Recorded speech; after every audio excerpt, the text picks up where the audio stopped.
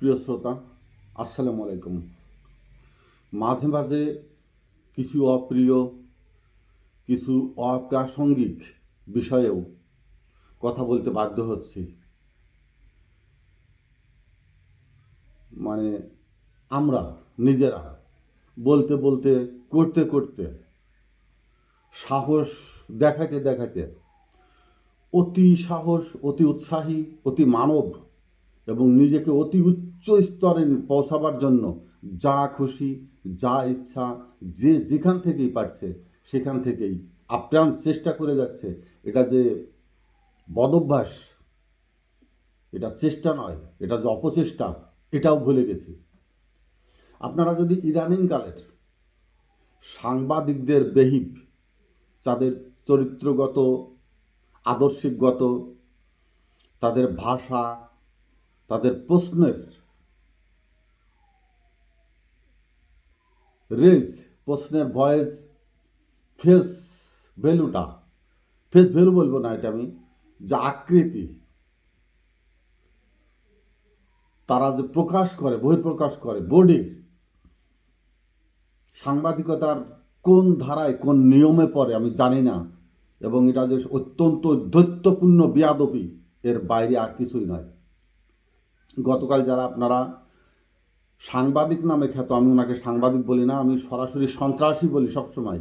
উনি দেশে থাকতেও চরম বেয়াদবির মাধ্যমে সাংবাদিকতা পেশায় নিয়োজিত ছিলেন এবং দেশের বাইরে যাইয়েও ডটসে ভেলে উনি যখন উপস্থাপন করেন,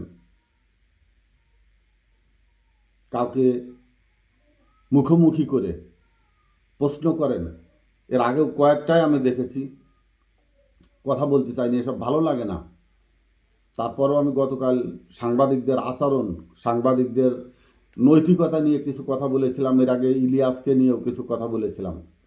তো আজকে মহিউদ্দিন আলম খালেদ মহিউদ্দিনের যে আচরণ, বিশেষ করে নাসিরউদ্দিন পাটোয়ারির সাথে সে যে পারফরমেন্স করেছে, সে নিজেই নাসিরউদ্দিনকে একবার বলেই বসেছে যেই জার্নালিজম বোঝেন, এই জার্নালিজম সম্বন্ধে এই ধারণা, উনি কোন জার্নালিজম বোঝেন। হ্যাঁ, আরেকটা প্রাসঙ্গিক কথা বলেছেন যে এই সরকার আমার না, এই সরকারের ম্যান্ডেট কোথায়। এই সরকার তো তার নয়, সে জুলাইতে কি দেশে ছিল? সে দীর্ঘদিন দেশের বাইরে। জুলাইতে দেশে না, 5ই আগস্ট দেশে না, দেশের মানুষের সাথে না। সে ওখানে গেছেন যে কারোর পৃষ্ঠপোষকতায়, কারোর কাছ থেকে কিছু লেনদেন হচ্ছেন, তার পরিবার পরিজন নিয়ে বিলাসবহুল জীবনযাপনে ন্যস্ত। তিনি দেশের অভ্যন্তরে কি জানেন? তিনি তো 5ই আগস্টের কোনো অংশীদারিত্ব না, তিনি, তার এ সরকার না, এটা তো ঠিকই। এ সরকার এদেশের সরকার, এদেশের মানুষের সরকার, এদেশের জনগণের সরকার। এ সরকার 5ই আগস্ট যারা সৃষ্টি করেছে, 5ই আগস্টের নেপথ্যে যারা কাজ করেছে, 5ই আগস্টে যারা রক্ত দিয়েছে, তাজা প্রাণ হারিয়েছে, রাজপথকে রক্তে রঙিন করেছে, বাংলার পতাকাকে যারা সমন্বিত করেছে, গণতন্ত্রের মুক্তিকামী মানুষ সেদিন রাজপথে দাঁড়িয়ে অকাতরে তাদের শরীরের রক্ত, গায়ের ঘাম ফেলে একটি স্বৈরাচারী সরকারকে উৎখাত করেছে, দেশকে মুক্ত করেছে। এরকম খালেদ মহিউদ্দিনদের হাত থেকেই এ সরকার তাদের, খালেদ মহিউদ্দিনের নয়। আর খালেদ মহিউদ্দিনের এত উদ্ধত্যপূর্ণ আচরণ কিভাবে দেখাইছে একজন সমন্বয়কের সাথে, সে যে আচরণ করেছে বেয়াদবি সর্বস্তরে। এখানে তার শিক্ষা, তার নৈতিকতা এবং তার যে সাংবাদিকতা পেশা নিয়ে অবশ্যই প্রশ্ন তোলা যায়। তিনি কিভাবে সাংবাদিকতা পেশায় নিয়োজিত আছেন? তিনি সরাসরি একটি অস্ত্রধারী ক্যাডার, ভারতীয় ছবির ভিলেনের ন্যায় তার চোখ, তার মুখ এবং তার প্রশ্ন করার যে বহিঃপ্রকাশ ঘটিয়েছেন, এটা অত্যন্ত ন্যাক্কারজনক। ঘেন্না জানাচ্ছি এবং আমি সেই সাথে আহ্বান জানাবো দেশের বাইরে এই সাংবাদিকতার নামে যেসব কুলঙ্গার সন্তানেরা দেশের বর্তমান সরকারকে বিভিন্নভাবে নাজেহাল, প্রশ্নবিদ্ধ এবং দেশকে নাজুক অবস্থায় ঠেলে দেওয়ার অপপ্রচেষ্টায় নিয়োজিত আছে, যারা বিগত স্বৈরা শাসকের পয়সায় তখন দিত না, তখন সরকারের বিরুদ্ধেই কথা বলতো, কিন্তু সরকার এখন যখন বাইরে চলে গেছে, সেই সাবেক স্বৈর সরকার যে ধারছে পয়সা ছড়াচ্ছে এবং তার কিয়দাংশ তারা ভিক্ষা স্বরূপ, দান স্বরূপ, জাকাত স্বরূপ, খাজনা স্বরূপ, চাঁদা স্বরূপ পাচ্ছে। এখন এদের পিছনে আবার এইসব সাংবাদিকেরাই কথা বলছে।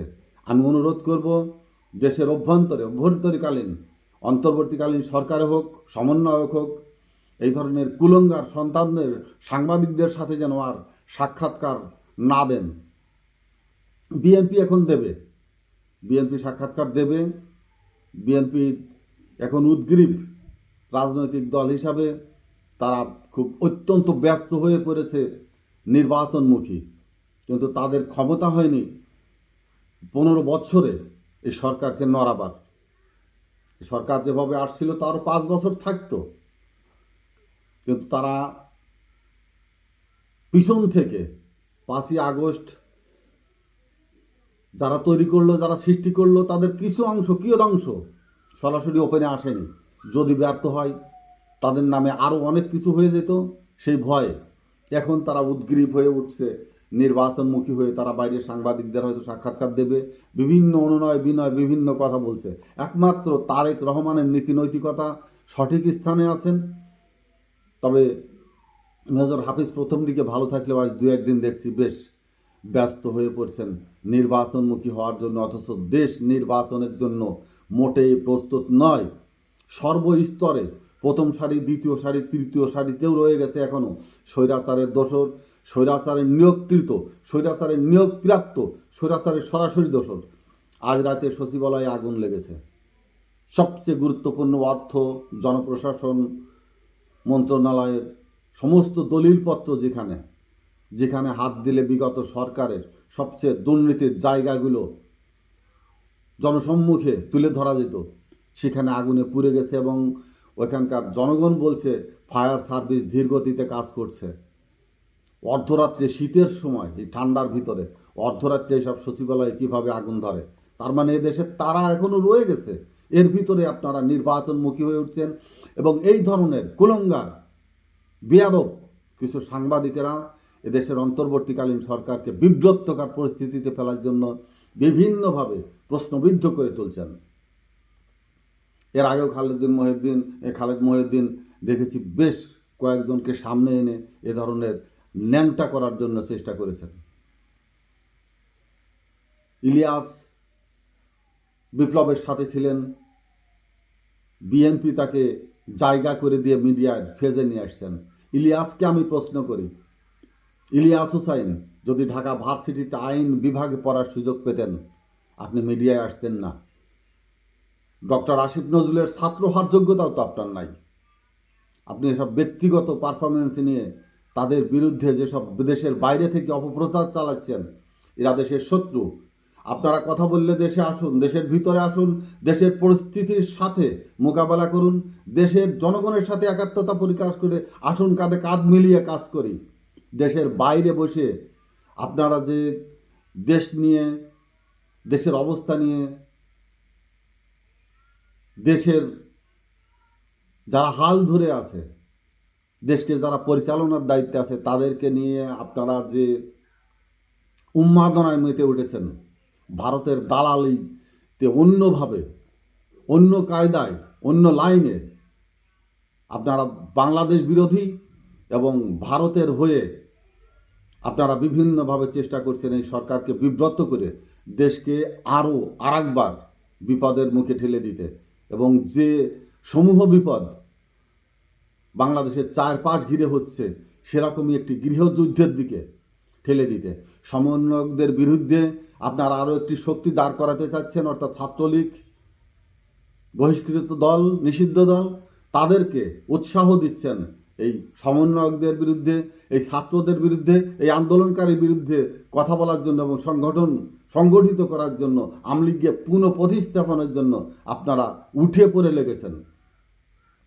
আমি আপনাদেরকে আশীর্বাদ করি এবং আপনাদের অনুরোধ করি, আপনাদের শুভোদয় হোক। আপনাদের ভাবার মতো মনোভাব প্রস্তুত হোক। দেশে কোন পরিস্থিতি চলছে, কোন পরিস্থিতিতে আপনারা কোন প্রশ্নটি করবেন, কোনটি করবেন না, আপনারা যদি দেশের তো নয়, আপনারা দেশে আসবেন না, দেশের বাইরে চলে গেছেন, দেশে আসার সময় চলে গেছে আপনাদের। 5ই আগস্টের পরেই যদি আপনারা দেশপ্রেমিক নাগরিক হতেন, আপনাদের মেধা প্রজ্ঞা দিয়ে দেশকে সাজাতে চেতেন, আপনারা দেশে আসতেন। যেহেতু দেশে আসেননি, আপনারা এই দেশের সুনাগরিক, দেশপ্রেমিক নাগরিক নন, এটা ঠিক। কিন্তু সাংবাদিকতার নামে আপনারা যেটা করছেন, বিবিসি, অনেক সাংবাদিক, পিটিআইয়ের সাংবাদিক, বিভিন্ন দেশের সাংবাদিক, আল জাজিরার সাংবাদিকরা কীভাবে প্রশ্ন করে, প্রশ্নের উত্তর কীভাবে রিসিভ করে, কিভাবে নিজেরা প্রশ্ন ডেলিভারি দেয়, এগুলো আপনাদের অনেক শেখার বাকি আছে। নাসিরউদ্দিন পাটোয়ারির বয়স কম, অনভিজ্ঞ মনে করছেন। নাসিরউদ্দিন পাটোয়ারি আপনাকে কিভাবে নিরিবিলি বাস ঢুকিয়ে দিয়েছে, খালেদ মহিউদ্দিন টের পেয়েছেন, বুঝতে পেরেছেন? আপনাদের মতো বিয়াদবকে ওভাবেই শিক্ষা দেওয়া উচিত। আশা করি সাংবাদিকতার অন্তরালে অপসাংবাদিকতা করবেন না। আমি একটা প্রশ্ন রাখি, যারা সাংবাদিকতা করেন কয়জনের বেতন দেয়? বাংলাদেশ যখন পুলিশের দেশ হিসাবে পরিচিত ছিল, তখনও বিজ্ঞ লোকেরা বলতো পুলিশ বেতন না হলেও চাকরি করবে, শুধু পুলিশের ড্রেসটা থাকলে। কিছু কিছু সাংবাদিক আছেন যাদের বেতনের প্রয়োজন হয় না, টাকা দিয়ে শুধু সাংবাদিকতার কার্ডটা সংগ্রহ করতে পারলেই আপনারা বেতন উসুল করে নেন। বাংলাদেশে অনেক প্রেস ক্লাব আছে, যে ক্লাবগুলো থানার চেয়েও নোংরা। প্রেস ক্লাবে বসে বসে চাঁদা সংগ্রহ করেন, তার কিয়দাংশ পান আপনারা? খালেদ মহিউদ্দিন সাহেব, ভদ্রতার পরিচয় দিন। আর সাংবাদিকতার নামে যে অপসাংবাদিকতায় আপনি লিপ্ত হয়েছেন, ইলিয়াস হয়তো বুঝতে পেরেছে পরে, কিন্তু আপনার এই উদ্ধত আচরণ থেকে আপনি বিরত হন, নাইলে আরও অনেক কিছু ঘটবে আপনার জন্য সামনে। ধন্যবাদ। আসসালামু আলাইকুম।